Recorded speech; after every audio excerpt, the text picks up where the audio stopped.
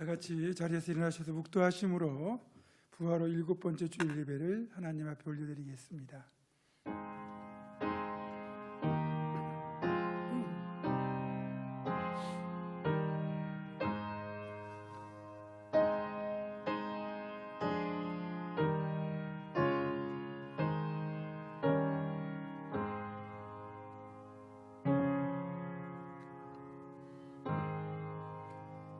수고하고 무거운 짐진 자들아 다 내게로 오라.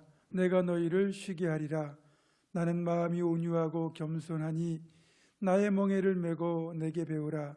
그리하면 너희 마음이 쉼을 얻으리니 이는 내 멍에는 쉽고 내 짐은 가벼움이라 하시니라. 하나님은 영이시니 예배하는 자는 영과 진리로 예배할지니라. 아멘.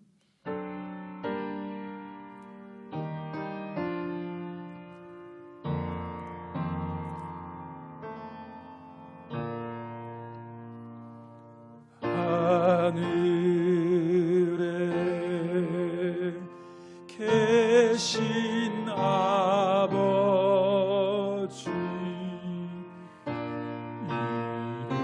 이름 거룩하사 주님 나라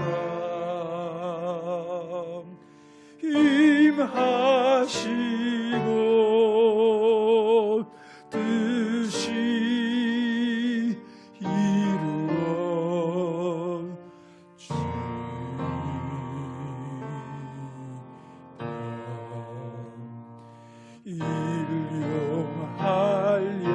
일용할 주시고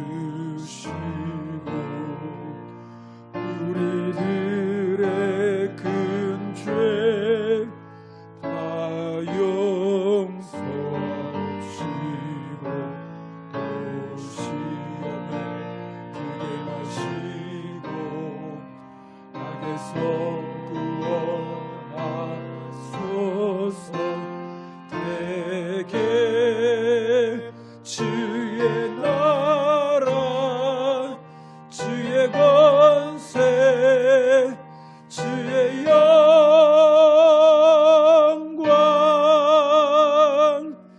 영원히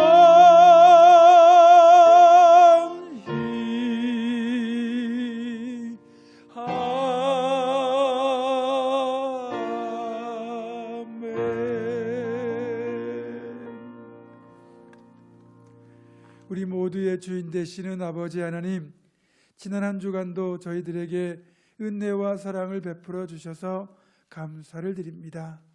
마치 아비가 자식을 품에 안음 같이 사랑으로 품어주시고 스승이 제자를 가르치듯이 바르고 의로운 길로 인도하여 주심을 감사드립니다.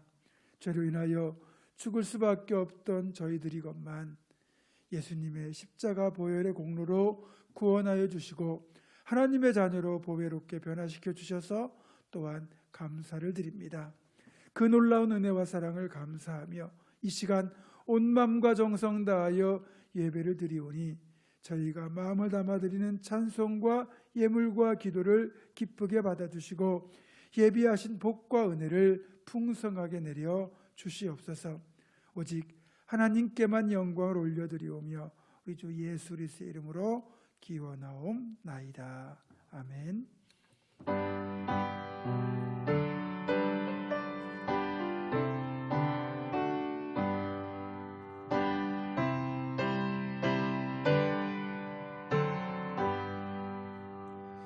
주 예수 이름 높이어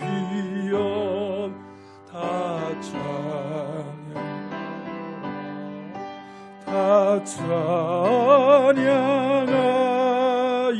찬양하여라. 금별 유관을 드려서 만유의 주를 찬양하세. 찬양 찬양 찬양 만유의 주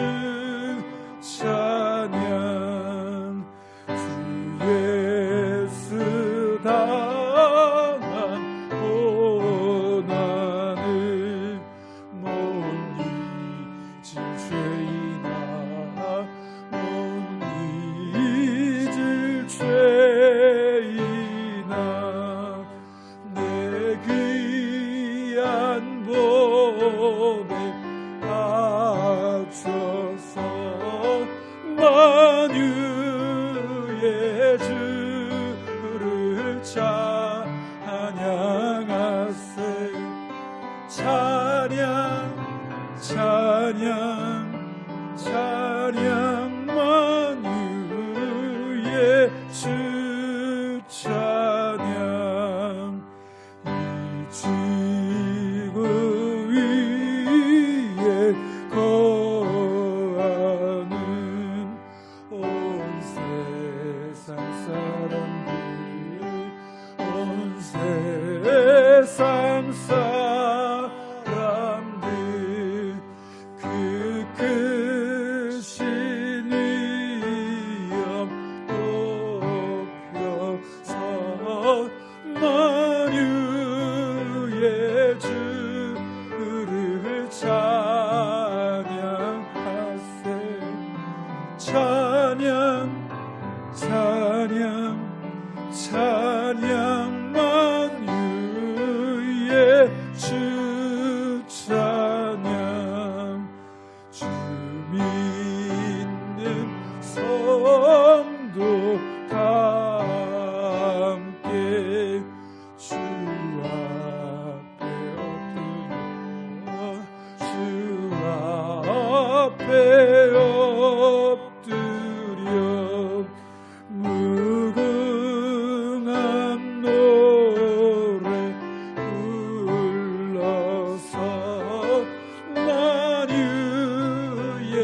주를 찬양하세 찬양 찬양 찬양 만유의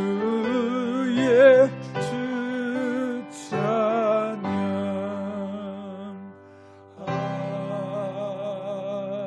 아멘 아멘. 이 시간에는 지난 일주일을 살면서 지었던 하나님과 나 자신만이 하는 은밀한 죄를 정직하게 고백하며 조용히 참회의 기도를 드립니다. 하나님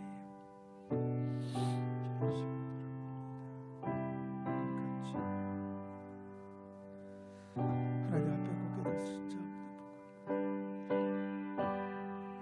아버지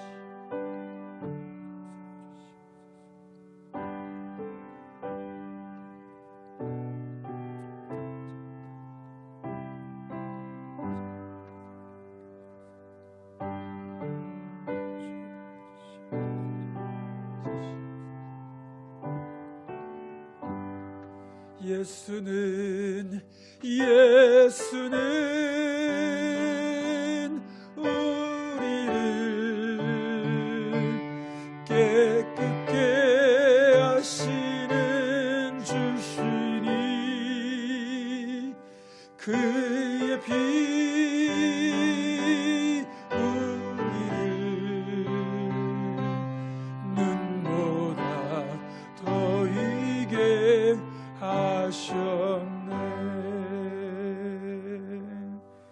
너희의 죄가 주홍 같을지라도 눈과 같이 희어질 것이요 진홍같이 붉을지라도 양털같이 희게 되리라.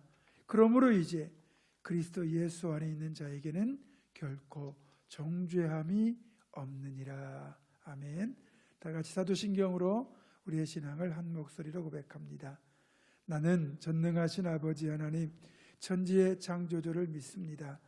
나는 그의 유일하신 아들 우리 주 예수 그리스도를 믿습니다.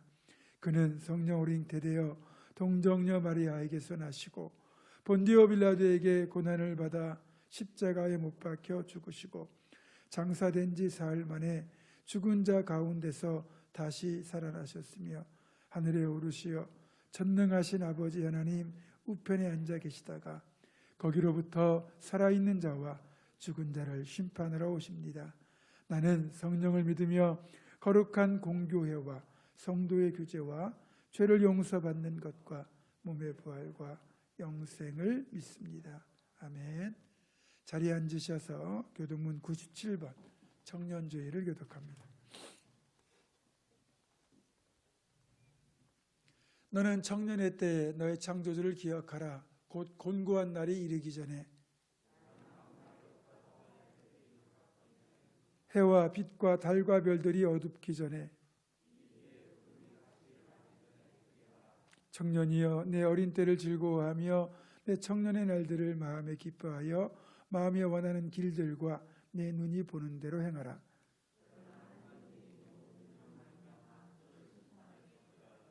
여호와를 경외하는 것이 지식의 근본이거늘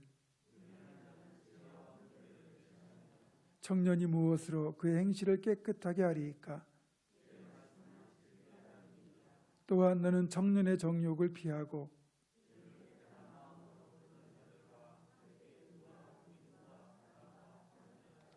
주의 권능의 날에 주의 백성이 거룩한 옷을 입고 즐거이 헌신하니. 아멘.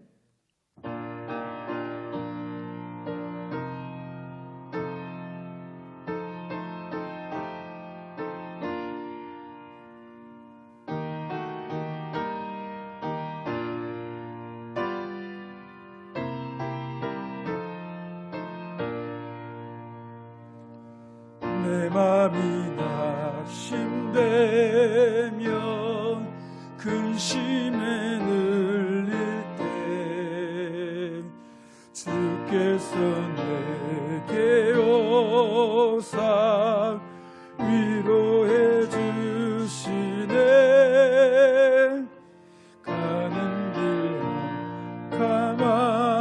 캄캄하고 괴로움 많으나 주께서 함께하며 내 짐을 지시네. 그 은혜가 내게 족하네. 그 은혜가 족하네. 이 괴로운 세상 지날 때 그 은혜가 족하네. 희망이 사라지고 친구 날 버릴 때 주 내게서 속삭이며 새 희망 주시네. 싸움이 맹렬하여 두려워 떨 때에 승리의 왕이 되신 주 음성 들리네. 그 은혜가 내게 족하네. 그 은혜가 족하네. 이 괴로운 세상 지날 때 그 은혜가 족하네. 번민이 가득 차고 눈물이 흐를 때 주 나의 곁에 오사 위로해 주시네. 환난이 닥쳐와서 원수 당할 때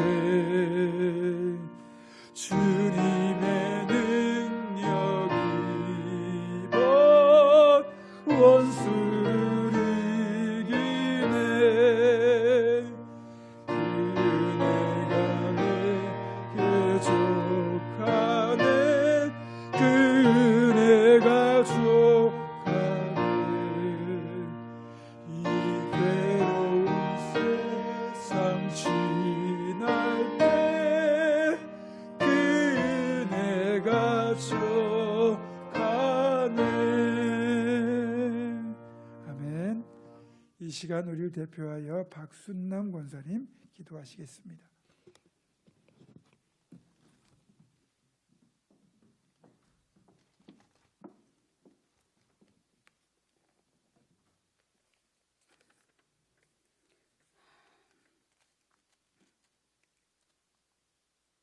사랑의 하나님 아버지 감사합니다. 거룩한 주일 이 아침에 아름답고 거룩한 것으로 하나님께 예배드리며 주님을 찬송케 하시니 감사합니다. 너무 연약하고 부족합니다. 이 모습 이대로 주님 홀로 영광 받으시옵소서.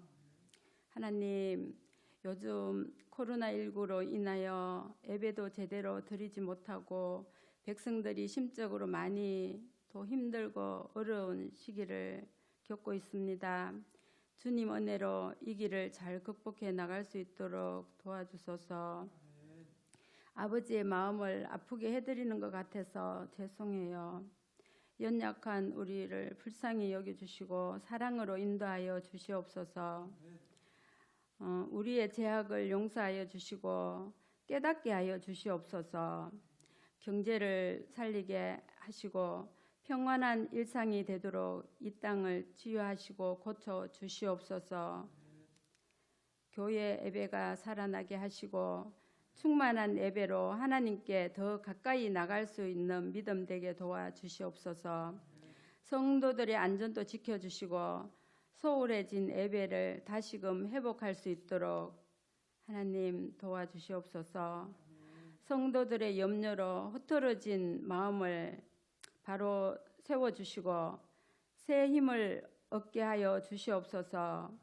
하나님, 이 어지러운 세상을 이겨낼 수 있도록 힘과 지혜를 주시옵소서. 이 시간 또 목사님께서 오늘 전하시는 귀한 말씀에 은혜 부어주시고 성령으로 채워주시옵소서. 네 분의 전도사님께도 은혜 베풀어 주시고 맡겨주신 사역도 능히 감당하게 하옵소서. 이 귀하고 복된 자리에 세워주시고 은혜로 다하시는 하나님께 감사드리며 우리 주 예수님의 이름으로 기도하옵나이다. 아멘.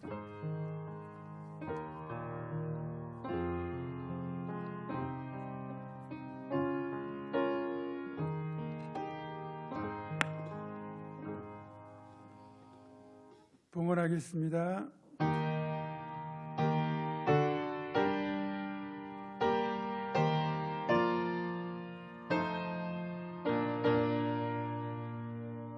주 앞에 설 때에 두려워 말아라. 가난한 우리를 도우시리. 보배로운 진리와 온유한 사랑 주님께 다 바칠 귀한 예물 떨면서 바치는 이 작은 예물로 주님은 귀하게 받으시리. 어느 왕 지나고 새 아침 나고 믿음과 소망을 주신 아멘.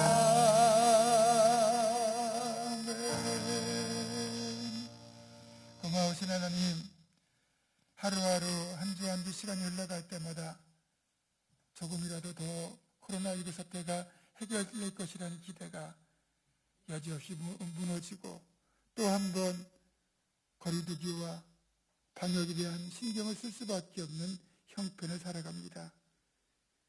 이렇게 조금은 불편하고 조금은 두렵고 조금은 힘든 시간들을 살아가지만 그럼에도 불구하고 우리와 함께 하신 주님이 있기에 이 예배의 자리에 있을 수 있음을 감사드립니다. 하나님 간절히 기도하옵기는 이 땅 백성들을 긍휼히 여겨주시고 하나님께서 속히 코로나를 치유하여 주시고 특별히 사랑하는 성도들 한 사람도 코로나 사태로 인하여 육신의 연약함이나 삶의 어려움 없도록 하나님께서 눈동자같이 지켜보호하여 주시며 살펴주옵소서. 특별히 하나님 성도들의 아버지님 생업이 어려움을 겪지 않도록 아버지 하나님이시여 직장이 복을 받고 사업장이 더욱더 흥황하게 하시고 자녀들이 앞길이 더욱더 형통하게 열리게 하시고 행하고 꿈꾸고 소망하는 모든 일들이 주님 안에서 아름답게 이루어질 수 있도록 형통의 축복도 허락하여 주시옵소서.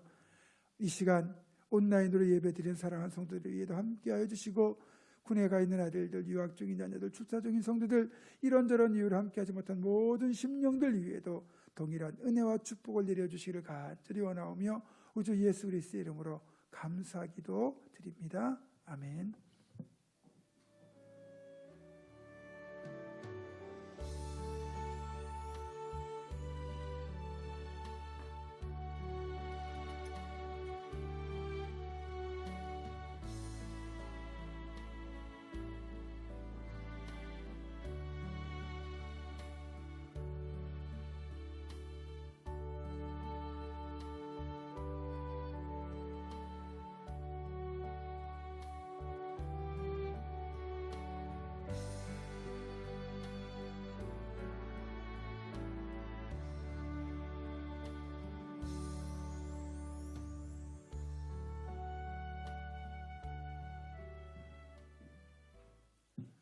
오늘 예배를 통해서 우리들에게 주시는 하나님의 말씀은 사사기 6장 11절과 12절의 말씀입니다.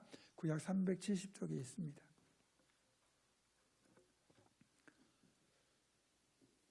사사기 6장 11절과 12절 말씀을 제가 봉독합니다.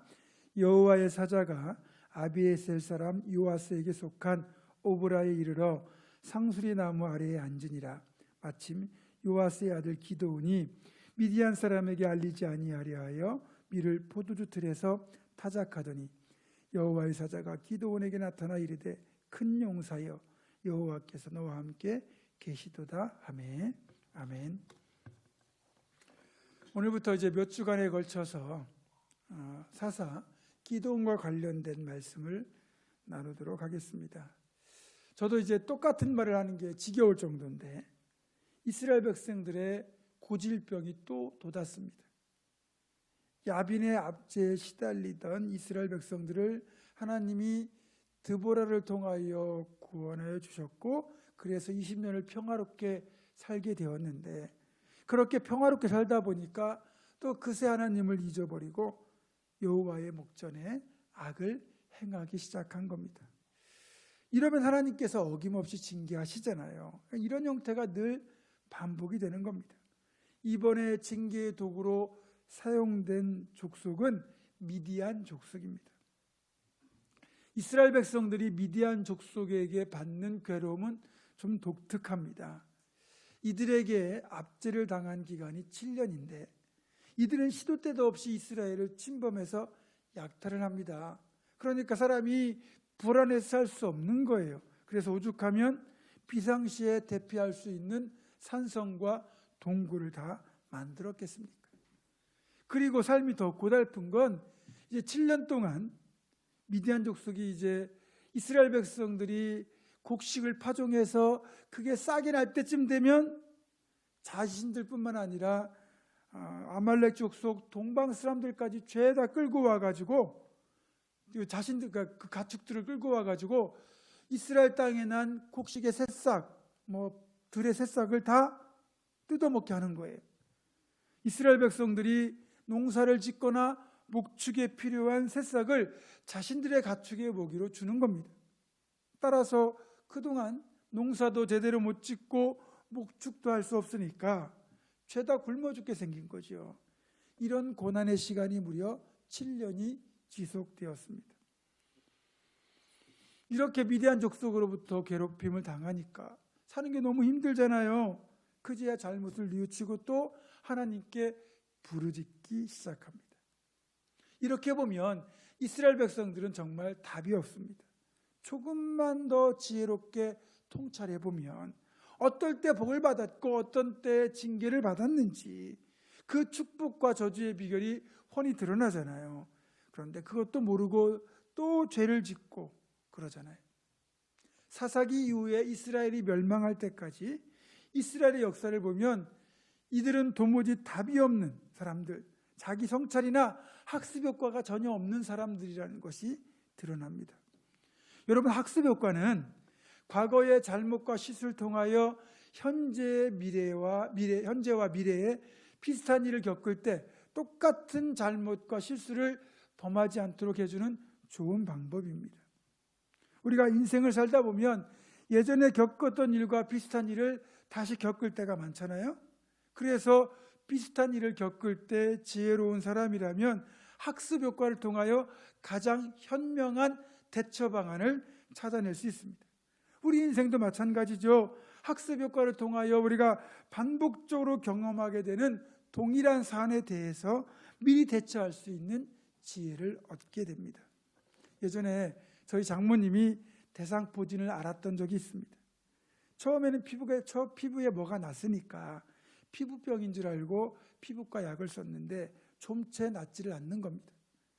장모님이 참을성이 대단한 분이라 웬만하면 아픈 것을 잘 참는 분인데 뼛속까지 아프다고 할 정도니까 이 아픔이 얼마나 큰지를 알 수 있을 겁니다. 나중에 대상포진이라는 것을 알고 나서야 고통은 끝이 났습니다. 그리고 몇 년 뒤에 이번에는 제 아내에게 비슷한 증세가 나타났습니다. 그때 장모님께서 아무래도 그거 대상포진인 것 같다. 빨리 병원에 가봐라. 그래서 병원에 가서 진료를 받으니까 대상포진이 맞아요.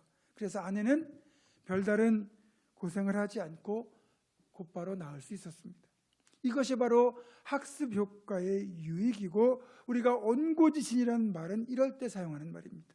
온고지신이라는 말은 옛것을 통해서 새것을 깨닫는 지혜를 말하는 건데 우리에게는 이런 온고지신의 지혜, 즉 과거의 경험을 통해 현재를 점검하고 미래를 열어가는 지혜가 필요한 겁니다. 우리 모두 이런 학습 효과, 온고지신의 지혜가 가득하기를 주님의 이름으로 축원합니다. 어쨌든 징계 때문이긴 하지만 이렇게 대적으로부터 걸핏하면 약탈을 당하고 생존의 위기를 맞닥뜨리는 상황을 겪을 때면 누가 가장 힘들겠습니까? 다들 힘들겠지만 그 중에서도 가정의 생계를 책임지는 가장이 가장 힘듭니다. 가장이라는 자리는 어깨가 무겁습니다. 외부의 위협으로부터 가족을 지키고 적어도 굶지 않도록 해야 되거든요.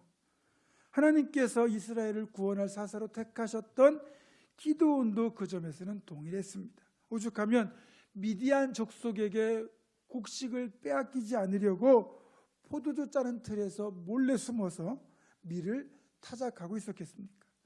먹을 것을 빼앗기면 가족들이 굶어 죽잖아요. 그러니까 조심해서 몰래 타작을 하고 있던 겁니다.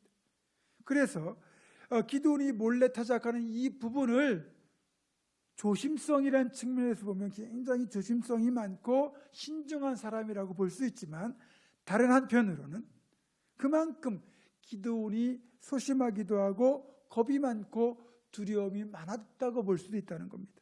한마디로 기드온은 겁쟁이 같은 사람이었다, 이렇게 말할 수 있습니다. 그런 기드온에게 하나님이 말씀하셨죠. 14절입니다. 여호와께서 그를 향하여 이르시되 너는 가서 이 너의 힘으로 이스라엘을 미디안의 손에서 구원하라. 내가 너를 보낸 것이 아니냐 하시더라. 하나님은 지금 겁쟁이 기드온을 미디안의 손에서 이스라엘을 구원할 사사로 세우시겠다는 겁니다. 그래도 사사가 되려면 대범해야 되고 통이 커야 되고 그래야 큰 일을 할 수 있는 것 아니겠습니까? 사실 누가 보더라도 하나님은 지금 착각하고 계신 거예요. 미디안 사람들이 무서워서 포도주 짜는 틀 속에 숨어서 몰래 타작을 하고 있는 이 겁쟁이를 보고 큰 용사라고 말을 하신다는 것 자체가 누가 보더라도 착각이나 오판일 수밖에 없습니다. 사실 그동안 하나님이 사사를 선택하시는 거 보면 첫 번째 사사인 온니엘을 빼고는 3번 연속 납득이 안 되는 선택을 하셨습니다. 일단 온니엘은 자기 삼촌 갈렙을 닮아서 믿음과 용기가 뛰어난 사람이고 리더십까지 갖춘 사람입니다. 그러니까 온니엘을 첫 번째 사사로 택하신 것은 충분히 납득이 됩니다. 하지만 두 번째, 세 번째, 네 번째 사사인 에훗과 드보라, 기드온의 경우는 우리가 볼 때 최고 리더십이요 통치자인 사사로 선택받기에는 약점이나 결격 사유가 많았다는 겁니다. 문제가 많았다는 거죠.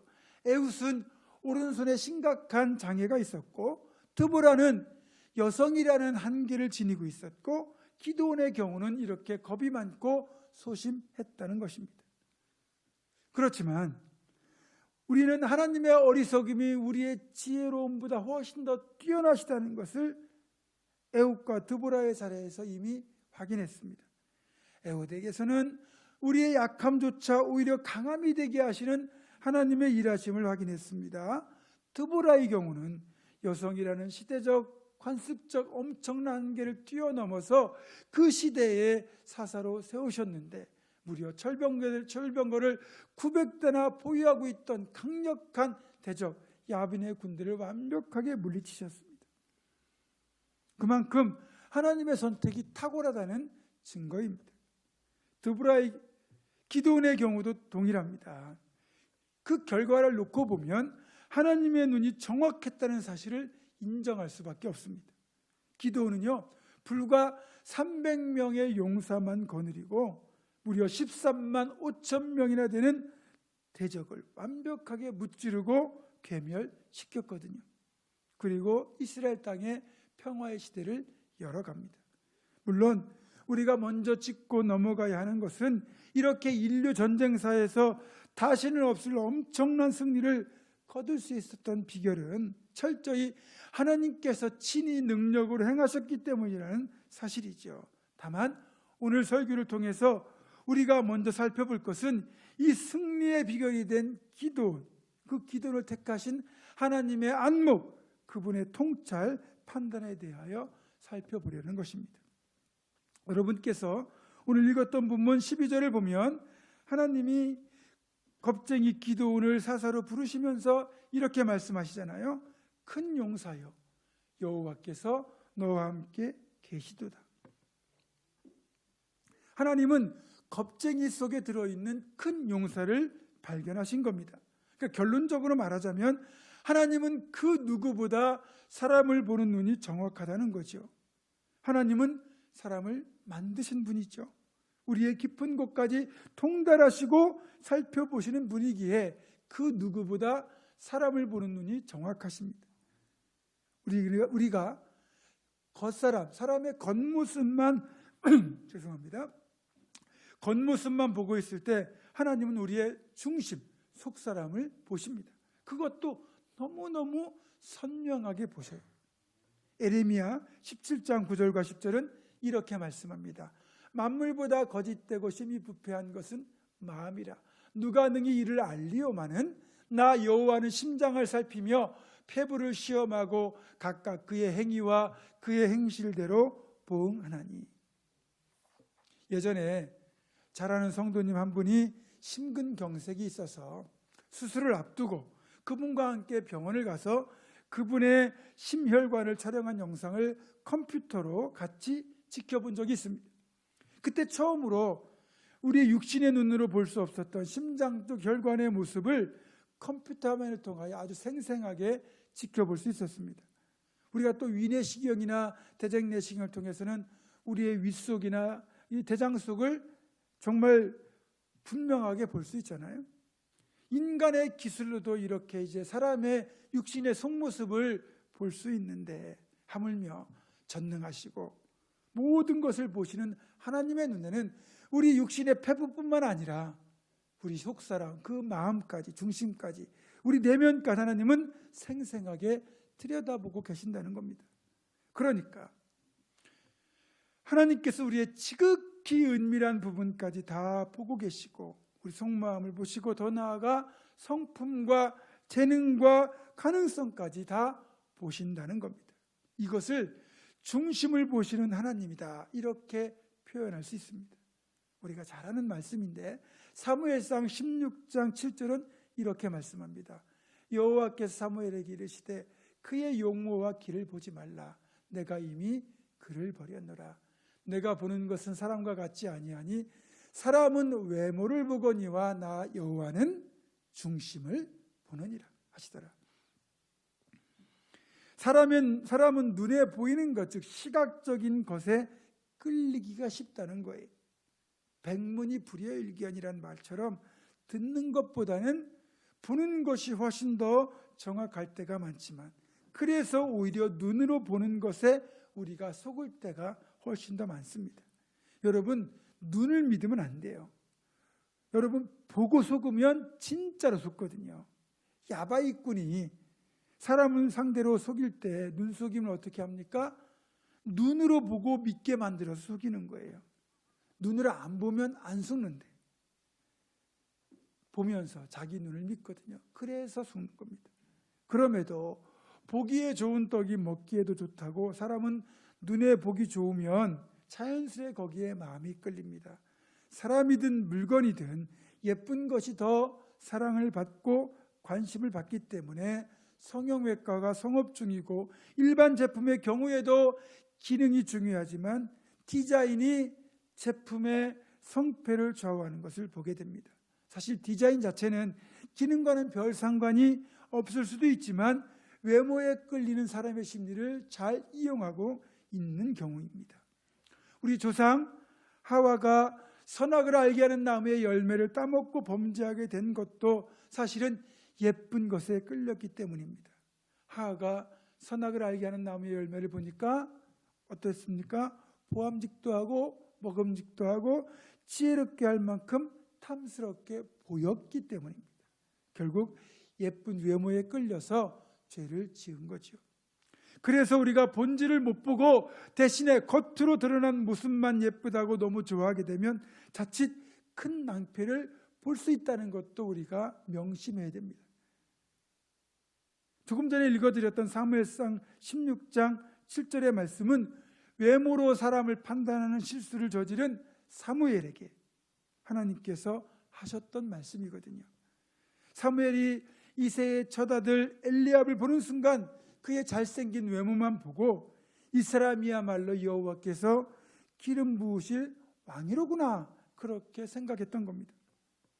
그렇게 사무엘이 엘리압의 외모를 보고 있는 동안 하나님은 엘리압의 중심을 보고 계셨고 그가 왕으로서 자질이 부족했다는 것을 확인하셨습니다. 오히려 나이는 한참 어린 소년이지만 막내인 다윗에게서 이스라엘의 영도자가 될 왕의 그릇을 보셨습니다. 거룩한 예배자의 모습을 보시고 하나님의 마음에 합한 지도자의 모습을 보셨습니다. 실제로 다윗은 이스라엘 역사상 가장 위대하고 선한 왕, 무엇보다 하나님 마음에 합한 사람이 되었습니다. 우리가 외모로 사람을 평가하지 않고 그 사람의 내면, 그 사람의 가능성, 그 사람의 그릇을 볼 수 있는 눈을 가져야 하는 겁니다. 이 사람, 저 사람 겪다 보면 그 중에서 남의 단점을 기가 막히게 잘 찾아내는 사람이 있는가 하면 반대로 없는 장점까지 찾아내서 칭찬하고 세워주는 사람이 있습니다. 누가 더 사람을 잘 세울 수 있을까요? 장점을 찾아내는 사람이 사람을 더 잘 세웁니다. 사랑하는 성도 여러분, 우리는 무엇보다도 상대방의 단점이 아닌 상대방의 장점과 은사를 볼 수 있어야 하고 그것들을 개발시켜 그 사람을 일꾼으로 세울 수 있어야 됩니다. 또 내 자신이 먼저 외면보다는 내면을 가꿈으로써 다윗처럼 하나님의 마음에 합한 사람이 되어야 합니다. 그리고 외면이 아닌 중심을 볼 수 있어야 하는 이유는 이런 안목이야말로 사람을 키워나가는데 꼭 필요하기 때문입니다. 하나님은 기드온을 보면서 기드온 속에 들어있는 큰 용사를 보셨고 그걸 통하여 기드온을 이스라엘 구원하는 사사로 사용하신 것입니다. 제가 전에 교회학교 자녀들의 교육의 중요성을 설명하면서 베드로를 예를 든 적이 있어요. 베드로의 히브리식 이름이 시몬인데 주님께서 이 시몬을 처음 만난 자리에서 개발하는 별명을 붙여주시거든요. 네가 요한의 아들 시몬이니 장차 게바라 하리라. 그러니까 베드로의 본명은 시몬, 그의 아버지의 이름은 요한인데 예수님이 게바라는 새 이름을 붙여주신 겁니다. 게바는 당시 통용되던 언어인 아람어로 반석이라는 뜻입니다.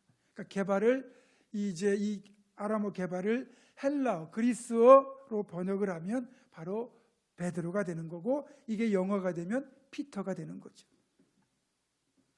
그 이후 이 시몬은 게바 또는 베드로라고 하는 이름으로 더 많이 불리게 됩니다. 그런데 이 문장을 자세히 보시면 너는 게바다 이렇게 말씀하신 것이 아니라 장차 게바라 할 것이다 이렇게 말씀하고 있습니다. 그러니까 주님이 처음부터 게바, 베드로라고 하지 않으시고 왜 장차 게바라 하리라 라고 말씀하셨을까요? 베드로가 주님을 처음 만날 그 당시, 그러니까 주님이 그를 제자로 부르실 그 당시에 베드로의 상태는 아직 제자라고 하기에는 너무 부족한 것이 많았다는 겁니다. 그래서 장차라는 말을 쓰신 것이고, 그렇지만 앞으로 많이 다듬고 훈련받으면 얼마든지 반석이 될 수 있다는 뜻이었습니다. 그러면서 동시에 그만큼 베드로 속에 내재되어 있는 무한한 가능성, 잠재력이 있다는 것을 주님이 보고 계신다는 뜻이죠. 다시 말하면 주님은 지금 현재 베드로가 아닌 베드로 속에 들어있는 훗날 사도가 될 엄청난 반석을 보셨던 겁니다. 베드로 자신도 주님이 지어주신 이 새로운 이름, 이 게바, 베드로란 이름이 무척이나 마음에 들었던 것 같아요. 베드로는 주님이 자신 안에 들어있는 가능성을 발견하고 지어주신 이 게바라는 이름이 마음에 들었고, 그래서 그 이름의 뜻대로 반석 같은 사람이 되기 위하여 평생을 열심히 헌신하였습니다. 그리고 베드로는 주님의 새로 주신 그 이름의 뜻대로 교회를 든든한 믿음의 반석 위에 세우는 사도가 되었습니다. 주님의 안목이 정확하셨죠.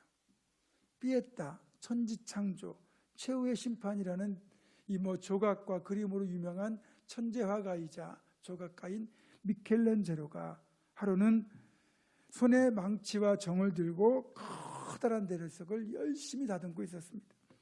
마침 그곳을 지나가던 한 사람이 길을 멈추고 서서 한참을 쳐다보다가 이렇게 물었습니다. 여보시오, 이렇게 커다란 돌을 열심히 쪼아대면 거기서 무엇이 나옵니까? 미켈란젤로는 돌을 쪼는 일손을 멈추지 않고 계속 다듬으면서 이렇게 말했습니다. 나는 지금 이 돌 속에 갇혀 있는 천사를 끌어내는 중입니다. 커다란 돌을 말 그대로 커다란 돌로만 보는 사람들이 많습니다. 그런 사람에게는 그 돌이 거칠고 아무 쓸모없는 존재일 뿐입니다. 그러나 미켈란젤로는 그 거친 돌 속에 들어있는 아름다운 천사를 보았고, 그는 열심히 돌을 쪼아서 마침내 아름다운 천사를 거기서 끌어내는데 성공하였습니다. 우리 조상들 중에서도 이런 안목, 해안을 지닌 분들이 있죠. 바보온달 속에 들어있는 장군의 재질을 평강공주가 알아보았고, 한석봉의 모치는 한석봉에게 들어있는 명필의 재능을 알아보고 키워주었습니다. 이런 안목을 가진 사람들, 이런 사람들이 사람을 키워내는 겁니다. 우리는 살아가면서 우리 주변에 널려있는 수많은 거친 돌처럼 보이는 사람들을 만나게 됩니다. 다듬지 않은 돌 같은 사람들을 보게 됩니다. 때로는 그것들이 거추장스럽고 방해가 된다고 여겨질 때도 있죠. 그래서 우리는 그것들을 가능하면 치워버리고 싶을 때가 있습니다.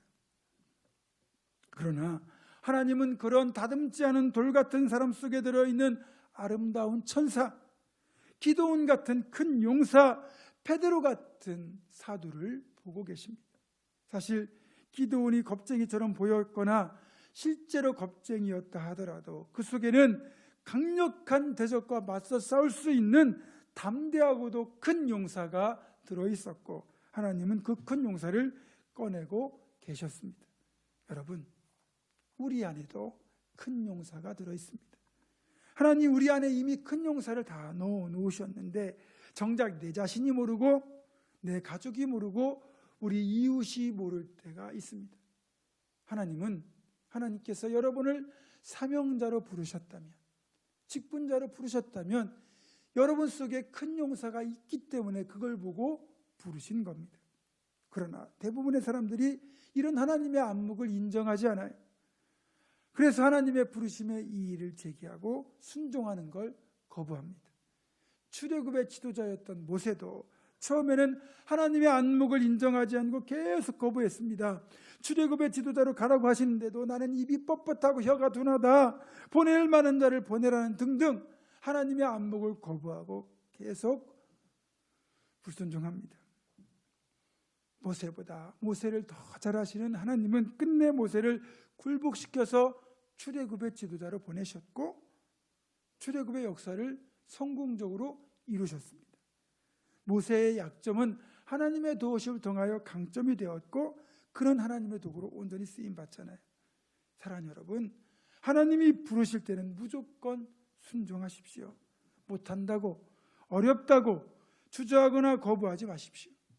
여러분의 판단, 여러분의 안목보다 하나님의 판단, 그분의 안목이 훨씬 더 정확하고 옳습니다. 지금 내가 보는 연약한 나, 부족한 나, 다듬지 않은 나를 넘어 내 속에 들어있는 큰 용사, 천사, 사도, 제자를 보시고 부르시기 때문입니다. 그 부르심에 순종하기만 하면 하나님이 나의 못난 부분은 다듬으시고 부족한 부분은 채워주시고 연약한 부분은 강하게 하셔서 나를 들어 사용하시기 때문에 순종하기만 하면 끝내 복된 결과를 얻게 될 것입니다. 놀라운 역사를 이룰 것입니다. 그렇게 하나님의 선택, 그 부르심에 순종하여 헌신하는 우리 모두가 되기를 주님의 이름으로 축원합니다. 기도하겠습니다. 지혜로우신 아버지 하나님, 나보다 나를 더 잘하시는 하나님의 판단, 안목을 믿고 그 부르심에 순종하여 기도원처럼 베드로처럼 하나님의 역사를 이룬 일에 모두가 쓰임받게 하여 주시옵소서. 주 예수 그리스도의 이름으로 기도드립니다. 아멘. 다 같이 일어나셔서 서로 축복하며 파송에 찬양하겠습니다.